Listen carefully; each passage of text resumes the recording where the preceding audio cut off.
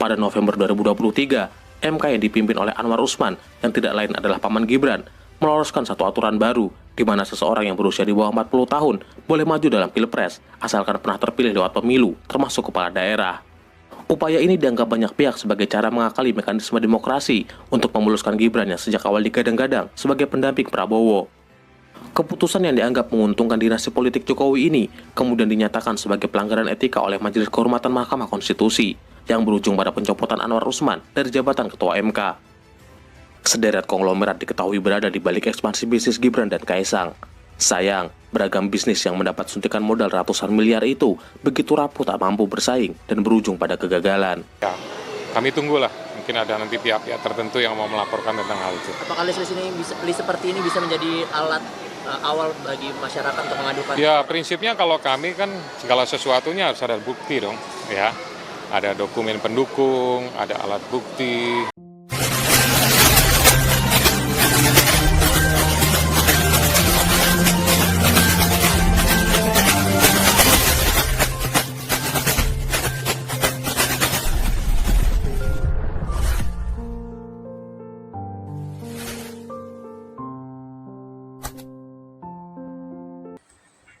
Assalamualaikum warahmatullahi wabarakatuh. Dengan saya Bustami Narda. Di tengah-tengah terjadinya gonjang-ganjing sekarang ini, pasca Presiden ke-7 Republik Indonesia Jokowi menjadi tokoh dunia paling korup 2024, tayangan ini adalah membuktikan kepada publik bahwa Jokowi memang pantas menyandang tokoh itu. Bahkan banyak kita dengar yang menyesalkan di Republik ini. Kenapa Jokowi kok tidak nomor urut 1, kok nomor urut 3? Sebab demikian banyak yang dilakukan oleh Jokowi ketika jadi presiden yang sangat-sangat mengecewakan rakyat. Presiden Jokowi menjadi satu dari dua presiden di era reformasi yang mampu mempertahankan kekuasaan selama 2 periode. Awal kemunculan Jokowi dirayakan sebagai kelahiran pemimpin yang menyentuh dan membela kaum bawah. Citra yang dibangun Jokowi sebagai Presiden Wong Cilik menguatkan pengaruh dan posisinya sebagai sosok yang dicintai rakyat. Sayangnya, di periode kedua, manuver Jokowi merestui keluarganya terjun ke panggung politik, mencederai citranya sendiri. Jokowi yang dianggap jauh dari dinasti politik dan oligarki, kini mulai membangun dinastinya sendiri. Kesuksesan Jokowi menapaki karir politik di daerah membuat PDIP melirik Jokowi sebagai capres pada 2014. Elektabilitas Jokowi yang begitu tinggi bahkan membuat PDIP melanggar janjinya kepada Prabowo yang sudah dijanjikan akan diusung sebagai capres. Jokowi menjadi salah satu kader PDIP dengan perjalanan politik paling mulus. Sisi humanis dan kesederhanaan menjadi kunci Jokowi untuk meningkatkan elektabilitas dan menggait simpati masyarakat. Lewat PDIP sebagai kendaraan politiknya, Jokowi selalu menang dalam kontestasi pemilu, dari Pilkada Solo, Pilkada Jakarta, hingga 2 kali Pilpres. Terpilihnya Jokowi di periode pertama dirayakan sebagai kemenangan rakyat. Jokowi dianggap sebagai presiden yang jauh dari kata kaku, dingin dan penuh protokoler. Saat itu, keluarga Jokowi juga jauh dari dunia politik dan lebih sibuk berbisnis. Namun, semuanya berubah saat Jokowi terpilih kembali di periode kedua. Anak-anak dan keluarga dekatnya beramai-ramai terjun ke politik, sebuah ranah yang dulu tak pernah dilirik. 1 bulan sebelum sang ayah dilantik sebagai presiden di periode kedua, anak pertama Jokowi, Gibran Rakebuming Raka, mendaftar sebagai kader PDIP pada 23 September 2019. Padahal, dalam beberapa kesempatan, Gibran kerap kali menyebut bahwa dirinya tak tertarik masuk politik. Salah nggak kemudian publik memperkirakan bahwa Mas Gibran juga nggak jauh-jauh dari sana? Atau Mas Gibran sudah berjanji tidak akan sama sekali menyentuh politik? Ya nggak tahu. Saya kan orangnya selalu pengen mencoba sesuatu yang baru. Tapi untuk saat ini kalau politik sih enggak. Nggak menarik atau nggak sekarang? Ya, masih nggak menarik untuk saya. Ya kalau tertarik politik atau enggak ya jujur aja saya tertarik, tapi tidak sekarang. Ya karena itu tadi bisa menyentuh orang banyak. Kapan jadi? Melihatnya kapan? Maksud ketertarikan itu ada dalam jangka waktu 5 tahun, 10 tahun? Oh enggak, mungkin lebih. Mungkin 20 tahun lagi mungkin. 20 tahun lagi? Baru setahun menjadi kader, PDIP memilih Gibran sebagai calon wali kota Solo. Pencalonan putra sulung Jokowi ini sempat menjadi polemik di internal partai karena PDIP Solo telah lebih dulu mengusung pasangan Ahmad Purnomo dan Teguh Prakosa. Tak menyerah, Gibran kemudian melakukan beberapa manuver. Dirinya menjalin komunikasi intens dengan petinggi PDIP. Gibran bahkan berangkat ke Jakarta menemui Ketua Umum PDIP Megawati Soekarnoputri. Pertemuan ini dinilai sebagai cara Gibran mendapatkan restu sang Ketua Umum untuk bersaing di Pilkada Solo. Setelah berbagai pertemuan dengan para senior PDIP, Gibran diarahkan untuk mendaftar lewat PDIP Jawa Tengah. Manuver dan lobby politik Gibran sukses meruntuhkan dominasi Purnomo Teguh yang lebih dulu dicalonkan oleh PDIP Solo. Purnomo harus merelakan kesempatannya untuk melaju di Pilkada lantaran elit PDIP lebih memilih memberikan rekomendasi bagi Gibran untuk maju dalam pemilihan wali kota berpasangan dengan Teguh Prakosa. Dipilihnya Gibran ketimbang Purnomo tentu tak lepas dari pengaruhnya sebagai anak presiden. Purnomo mengakui bahwa Jokowi memanggil dirinya ke istana dan memberitahu jika yang mendapatkan rekomendasi bukan dirinya, melainkan sang anak. Besarnya dukungan partai politik kepada pasangan Gibran Teguh hampir membuat mereka menjadi calon tunggal, hingga kemudian muncul seorang penjahit dan ketua RW bernama Bagio Wahyono dan Efek Suparjo yang mendaftarkan diri lewat jalur independen. Seolah tak menemui kesulitan yang berarti, pasangan Gibran Teguh menang telak dengan perolehan suara sebesar 86,53%. 2 tahun pasca dilantiknya Jokowi, sang anak turut naik ke tampuk kekuasaan dan menjadi titik awal berdirinya dinasti politik sang presiden. Jokowi menjadi satu-satunya presiden yang anaknya menjabat sebagai wali kota sepanjang sejarah Republik ini. Saudara, setelah kemarin putra sulung Presiden Joko Widodo mendaftar ke DPD PDI Perjuangan sebagai bakal calon wali kota Solo, hari ini menantu Presiden Bobi Afif Nasution mendatangi kantor DPC Partai Golkar Medan untuk mendaftarkan diri sebagai bakal calon wali kota Medan. Ratusan kilometer dari Solo, menantu Jokowi, Bobi Nasution yang baru setahun menjadi kader PDIP, juga diusung sebagai calon wali kota Medan di Pilkada 2020. Sama seperti Gibran, pencalonan Bobi memantik polemik lantaran tidak punya pengalaman dalam politik. Bobi sebelumnya dikenal sebagai pengusaha di berbagai sektor bisnis seperti properti, kuliner, hingga tambang nikel. Bobi adalah anak dari Erwin Nasution, mantan Direktur Utama PT Perkebunan Nusantara. Kakaknya, Inge Amalia Nasution, menjabat anggota DPR di Sumatera Utara 2014-2019. Paman-paman Bobi juga menduduki jabatan di eksekutif dan legislatif. Dahlan Hasan Nasution pernah menjabat sebagai Bupati Mayandeling Natal 2016-2021. Heri Luntong Siregar menjabat sebagai anggota DPR RI 2009-2014, sementara Doli Senomba Siregar menjabat sebagai anggota DPRD Sumatera Utara 2014-2019 dan pernah mencalonkan diri sebagai calon Bupati Tapanuli Selatan. Pada Pilkada 2020, pasangan Bobi Aulia Rahman yang diusung koalisi gemuk 8 partai menang 53,5%, mengalahkan pasangan rivalnya Ahyar Nasution Salman Al-Farisi. Majunya Gibran dan Bobi sebagai kepala daerah memunculkan stigma adanya keinginan keluarga Jokowi membangun dinasti politik. Dalam hal ini, Jokowi bisa saja berkilah, keikutsertaan anak dan menantunya dalam pilkada adalah hak warga negara dan tak melanggar aturan. Namun, tak bisa dipungkiri, ketika keluarga seorang presiden mencalonkan diri, mereka akan mendapatkan keuntungan dan kemudahan dibandingkan kandidat yang lain. Terkait istilah dinasti politik seperti apa? Ya, itu kan masyarakat yang menilai, dan dalam pemilihan pun baik itu di pilkada, di pilihan wali kota, pilihan bupati, pilihan gubernur, pilihan presiden, itu semuanya yang memilih itu rakyat, yang menentukan itu rakyat, yang mencoblos itu juga rakyat, bukan kita, bukan elit, bukan partai. Ya, itulah demokrasi. Pada perayaan HUT PDIP ke-50, Megawati mengatakan bahwa Jokowi bukanlah apa-apa tanpa PDIP. Perkataan Megawati itu disambut tepuk tangan ribuan kader yang hadir, sementara Jokowi hanya menanggapinya dengan senyuman. Pak Jokowi itu udah ngono lho, mentang-mentang. Lah iya, padahal Pak Jokowi kalau nggak ada PDI Perjuangan juga, aduh kasihan dah.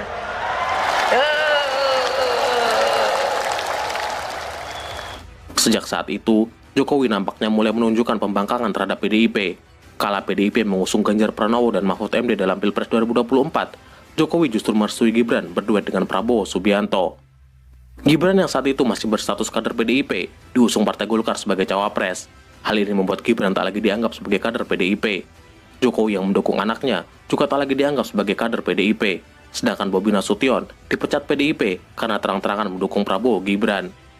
Tindakan keluarga Jokowi yang bertentangan dengan PDIP ini seolah ingin menunjukkan bahwa Jokowi tak lagi bisa disetir oleh partai dan punya pengaruh kuat dalam perpolitikan nasional. Penetapan Gibran sebagai cawapres sempat terbentur oleh Undang-Undang Nomor 7 Tahun 2017 terkait usia minimal calon presiden dan calon wakil presiden. Aturan itu mengatur bahwa capres dan cawapres harus berusia minimal 40 tahun, sementara Gibran saat itu masih berusia 36 tahun. Pada November 2023, MK yang dipimpin oleh Anwar Usman, yang tidak lain adalah paman Gibran, meloloskan satu aturan baru, di mana seseorang yang berusia di bawah 40 tahun boleh maju dalam pilpres, asalkan pernah terpilih lewat pemilu, termasuk kepala daerah. Upaya ini dianggap banyak pihak sebagai cara mengakali mekanisme demokrasi untuk memuluskan Gibran yang sejak awal digadang-gadang sebagai pendamping Prabowo. Keputusan yang dianggap menguntungkan dinasti politik Jokowi ini kemudian dinyatakan sebagai pelanggaran etika oleh Majelis Kehormatan Mahkamah Konstitusi yang berujung pada pencopotan Anwar Usman dari jabatan Ketua MK. Belum selesai kehebohan pencalonan Gibran sebagai cawapres, putra kedua Jokowi, Kaisang Pangarep, yang sebelumnya tak pernah melirik politik, tiba-tiba mengumumkan untuk bergabung dengan Partai Solidaritas Indonesia. Baru 2 hari bergabung, Kaisang langsung diangkat menjadi Ketua Umum PSI pada 25 September 2023. Pada 10 Mei 2024, Mahkamah Agung mengubah batas usia calon gubernur dan wakil gubernur dari yang semula minimal berusia 30 tahun terhitung sejak penetapan pasangan menjadi usia 30 tahun terhitung setelah pelantikan pasangan terpilih. Mahkamah Agung yang mengabulkan uji materi batas usia calon kepala daerah menuai sorotan. Putusan ini dinilai syarat akan muatan politis khususnya jelang pendaftaran pilkada. Lalu untuk siapakah putusan ini? Putusan ini diduga menjadi karpet merah bagi Kaisang untuk maju di Pilkada 2024. Karena jika mengacu pada aturan yang lama, Kaisang tak bisa ikut Pilkada karena usianya belum genap 30 tahun saat penetapan paslon pada September 2024. 4 bulan berselang, tepatnya 20 Agustus 2024, Mahkamah Konstitusi menganulir putusan MA terkait batasan umur. Hal ini membuat Kaisang tak lagi berpeluang untuk maju di Pilkada 2024. Sehari setelah itu, Menteri Hukum dan HAM, Supratman Andi, yang baru dilantik 2 hari sebelumnya oleh Jokowi menggantikan Yasona Lauli, melaksanakan pembahasan revisi RUU Pilkada bersama Badan Legislatif DPR. Revisi ini dianggap beberapa pihak bertentangan dengan putusan MK. Revisi ini juga menyulut penolakan dan aksi besar-besaran masyarakat, termasuk mahasiswa di berbagai daerah, karena dilaksanakan secara terburu-buru dan terkesan hanya sebagai upaya memuluskan langkah Kaisang di Pilkada. Sehari setelahnya, DPR akhirnya membatalkan pengesahan RUU Pilkada karena tidak memenuhi quorum dan menyebut putusan MK lah yang berlaku untuk pendaftaran Pilkada mendatang. Tidak kurang dari 5 tahun, keluarga Jokowi sukses menempati pos-pos strategis di pemerintahan. Gibran terpilih sebagai Wakil Presiden 2024-2029, Kaisang menjabat Ketua Umum PSI, Bobi menjabat Wali Kota Medan, dan siap bertarung di Pilkada Sumatera Utara 2024. Anwar Usman yang masih menjadi Hakim MK, sementara beberapa keponakan dan sepupu Jokowi juga duduk di jajaran perusahaan BUMN. Seperti Sigit Udiawan yang menjabat sebagai Komisaris Independen PT BNI, Bagaskara Arif sebagai Manajer Non-Government Relation di PT Pertamina, dan Joko Priambodo yang menjabat Direktur Pemasaran dan Operasi Patra Logistik, anak usaha PT Pertamina. Di tengah krisis konstitusional di tanah air, putra dan menantu Jokowi sedang dalam perjalanan mewah ke Amerika Serikat menggunakan jet pribadi yang terdaftar atas nama sebuah perusahaan yang berpusat di Singapura. Pelesiran yang diumbar ke jagat media sosial ini memantik polemik tentang dugaan gratifikasi yang dilakukan oleh keluarga presiden. Lebih jauh, lingkaran dan jejaring bisnis anak-anak dan menantu Jokowi yang tersebar dari kuliner hingga klub sepak bola juga kembali ditelisik. Sederet konglomerat diketahui berada di balik ekspansi bisnis Gibran dan Kaisang. Sayang, beragam bisnis yang mendapat suntikan modal ratusan miliar itu begitu rapuh tak mampu bersaing dan berujung pada kegagalan. Pesawat jet dengan nomor registrasi N588SE yang membawa 8 penumpang termasuk Kaisang Pangarep dan istrinya, Erina Gudono, melakukan perjalanan panjang dari Halim Perdana Kusuma, Jakarta Timur menuju Amerika Serikat. Pesawat mewah itu diduga dimiliki oleh Garena Online, anak usaha Sea Group, perusahaan asal Singapura yang didirikan oleh beberapa taipan tajir, yaitu Kang Ye, Lee Xiaotong, dan David Chen. Sea Group mendominasi Asia Tenggara lewat layanan e-commerce, game hingga keuangan. Perusahaan ini menaungi 3 anak usaha, yaitu Garena, Shopee, dan Simani. Tidak kurang dari 5 tahun, ekspansi bisnis Sea Group menyasar kota Solo, yang saat itu dipimpin oleh Gibran Rakabuming selaku wali kota Solo sekaligus putra sulung Presiden Jokowi. Dimulai pada 2021, Shopee membuka kampus UMKM dan mendirikan kantor baru di Solo. Pemirsa, Wali Kota Solo Gibran Rakabuming Raka meresmikan kantor Shopee di Kota Solo. Kantor yang berada di daerah Banjarsari ini diharapkan mampu menyerap lebih dari 2.000 karyawan.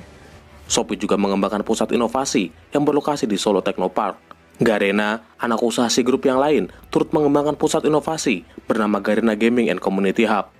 Selain itu, Free Fire buatan Garena juga menjadi sponsor klub sepak bola Persis Solo milik Kaisang sejak 2021. Kedekatan anak presiden dan petinggi C Group hingga dugaan jet pribadi milik perusahaan yang ditumpangi Kaisang kemudian dilaporkan oleh masyarakat anti korupsi Indonesia ke KPK atas dugaan gratifikasi. Perdebatan dan sorotan publik terus menyala, sementara lembaga yang paling berwenang mengakhiri polemik ini justru nampak tak serius menindaklanjuti. Sementara di pihak lain, Gibran membantah adiknya menikmati fasilitas pesawat pribadi sebagai bentuk gratifikasi dari Shopee. Kaisang sendiri memilih bungkam saat dicecar awak media dan hanya tersenyum tanpa mengucapkan sepatah kata apapun. Kasus jet pribadi putra bungsu Presiden Jokowi Kaisang Pangarep masih jadi sorotan. Pukat UGM meminta KPK menginvestigasi dugaan penerimaan gratifikasi. Sementara di tubuh KPK muncul dua pandangan berbeda soal gratifikasi anak Presiden Jokowi. Terlepas dari dugaan kasus gratifikasi ini, bukan hal yang mengejutkan apabila publik begitu marah dengan gaya hidup mewah Kaisang dan istrinya. Pasalnya, sang ayah setidaknya 2 kali menegur para aparat dan pejabat untuk tidak pamer harta dan berperilaku hedon. Pada 2023, Jokowi menyentil keras para pejabat yang memamerkan harta kekayaannya di media sosial saat membuka sidang paripurna kabinet di Istana Negara. Kalau menurut saya, pantas rakyat kecewa. Perilakunya jumawa dan pamer kuasa, kemudian pamer kekayaan,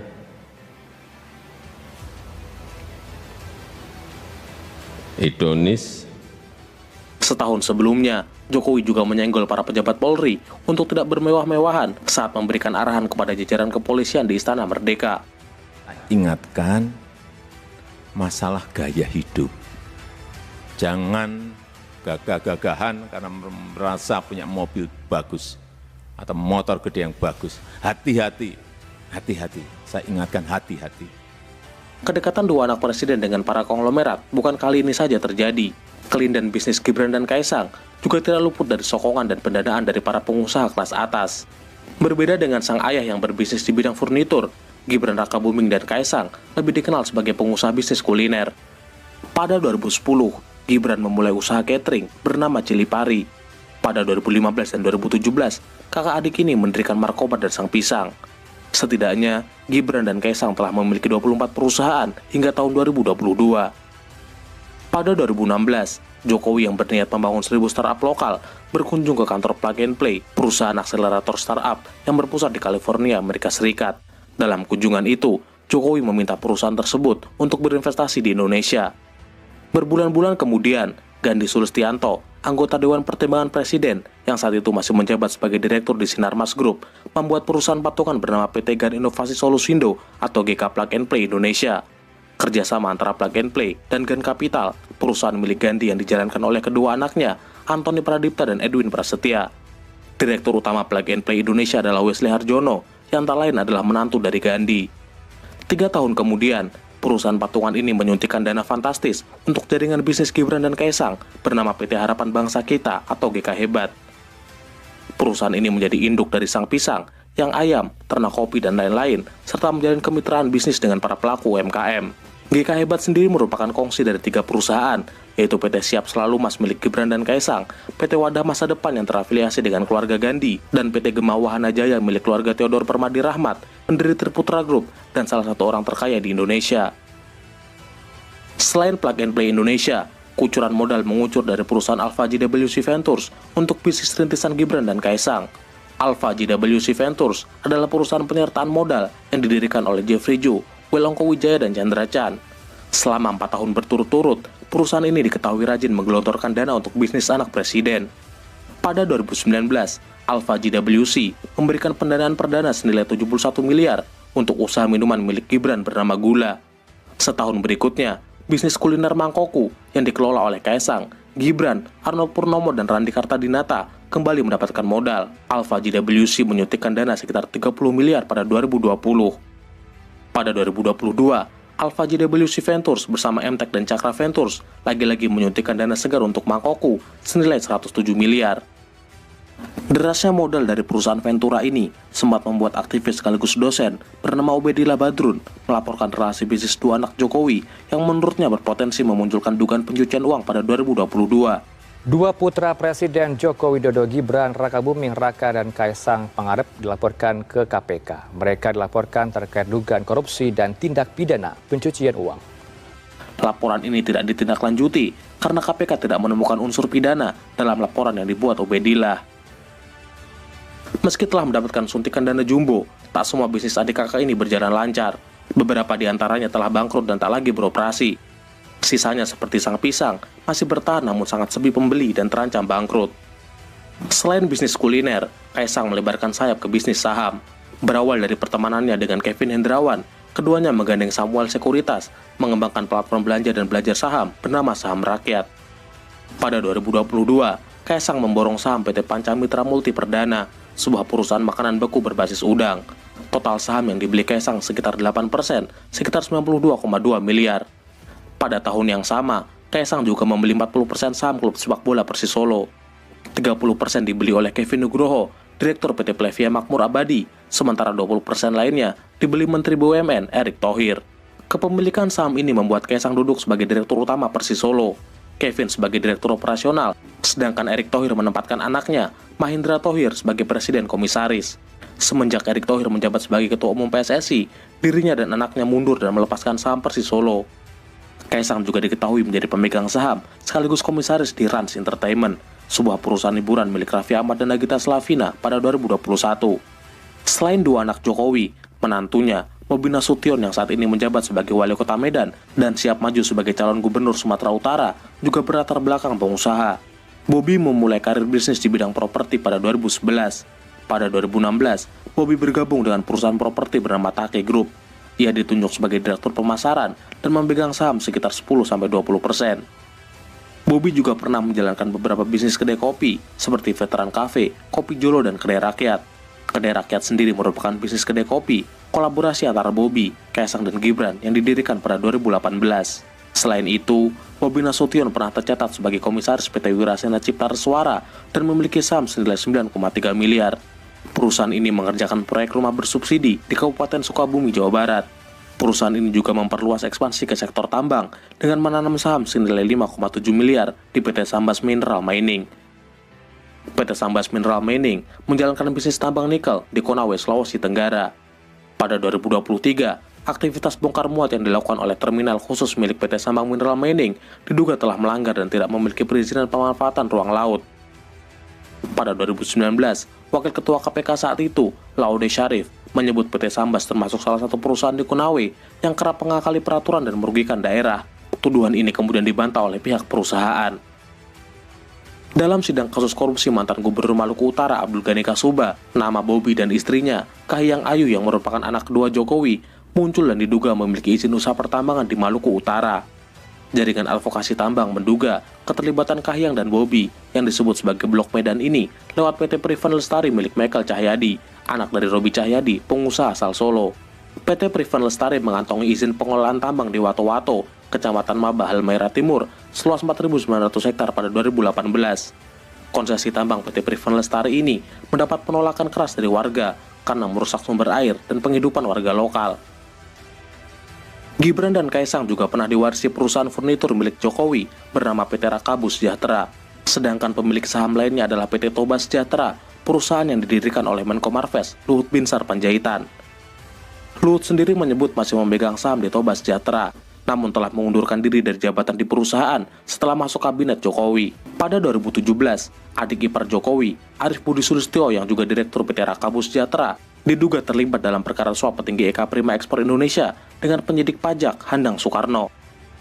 Pada 2023, adik ipar Jokowi yang lain, Wahyu Purwanto, juga pernah diperiksa KPK dalam kasus dugaan korupsi suap proyek jalur kereta api. Pak, di luar acara ini Pak, saya mau tanya soal tanggapan KPK soal Jokowi masuk ke list tokoh paling terkorup di dunia ini. Seperti apa tanggapan? Ya, pastinya segala sesuatu kalau nanti memang ada laporan, ada pengaduan, kami akan melalui mekanisme yang ada, ya. Tapi kalau memang itu hanya sementara adanya melalui media apa segala macam, ya kami tunggulah. Mungkin ada nanti pihak-pihak tertentu yang mau melaporkan tentang hal itu. Apakah list seperti ini bisa menjadi alat awal bagi masyarakat untuk mengadukan? Ya, prinsipnya kalau kami kan segala sesuatunya harus ada bukti dong, ya.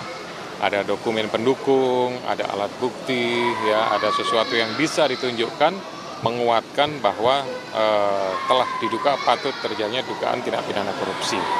selama hanya mungkin lisan, hanya mungkin ya sifatnya narasi saja, ya tentu kami tidak akan melakukan. Kami tunggu saja mungkin ada pihak-pihak yang mau memberikan secara detail informasi, data, dokumen, dan lain-lain. Sahabat BN, sekaranglah momen bagi KPK yang baru saja dilantik ini membuktikan kepada rakyat Republik Indonesia bahwa dia bukanlah KPK yang manutnya kepada Jokowi. Meskipun banyak kalangan yang meminta kepada Prabowo dulu agar hasil seleksi komisioner KPK ini beserta Dewas KPK dibatalkan oleh Prabowo dan diulang kembali seleksi Capim KPK dan Dewas KPK yang baru karena dianggap komisioner dan Dewas KPK sekarang ini manutnya kepada Jokowi. Jadi dengan dinobatkannya oleh OCCRP Jokowi sebagai tokoh dunia paling korup tahun 2004 yang heboh saat ini momen bagi KPK untuk membuktikan bahwa KPK sekarang ini sama sekali bukan orang Jokowi, bukan manut kepada Jokowi, bukan KPK Jokowi, tapi KPK rakyat Republik Indonesia. Demikian sahabat BN, Assalamualaikum warahmatullahi wabarakatuh.